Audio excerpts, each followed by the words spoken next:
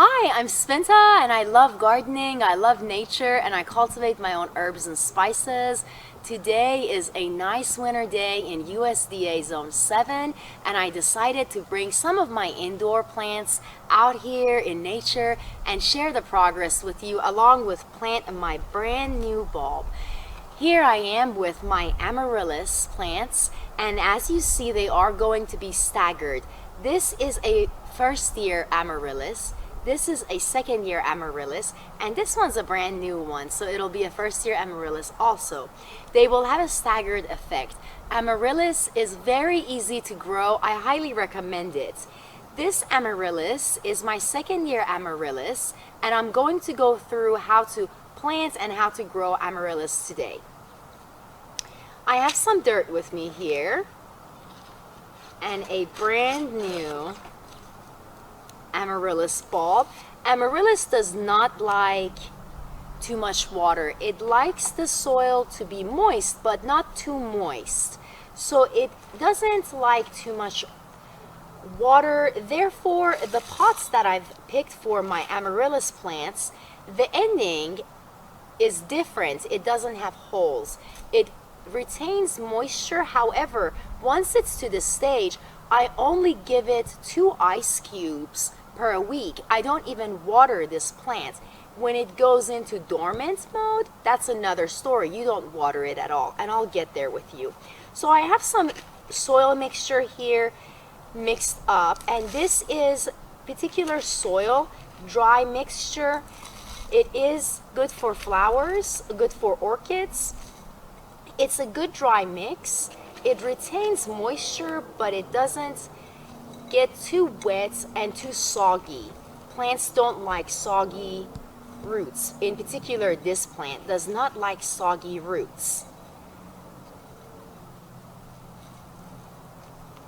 So here we are.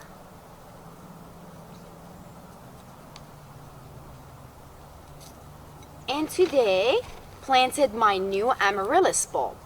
Okay, if we pay attention, let's go through the progress of Amaryllis. And of course, you will have to replant your Amaryllis into a larger pot. If you want to have larger blooms, you place it in a window where there's a lot of sun. So get a bigger pot and transplant your plants. And they will therefore be bigger and give bigger blooms. Definitely loves a window by definitely lots of sun will give large blooms for you. So I highly recommend a window that faces the sun. This particular plant went through the same stage as this flower. It first grows the flower, then it grows another secondary flower, as you see right here. Now I allowed this particular flower to go into seed. This is a red Amaryllis. Here I have a peach one, and here is a striped red one. This Amaryllis is ready to be pinched back because you see it's yellowing, and it's also losing its strength, and it's ready to go down. So if I wanted to, I could pinch this back. Once I pinch the Amaryllis back, it will go into leaf. And for a few months, it will just have green leaves growing.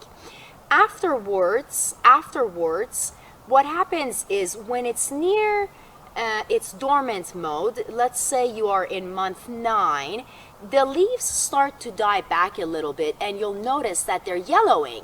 At that point, you are going to pinch those leaves back and leave about an inch right here above the bulb and place your whole pot, which would look naked. It wouldn't have this green part on it.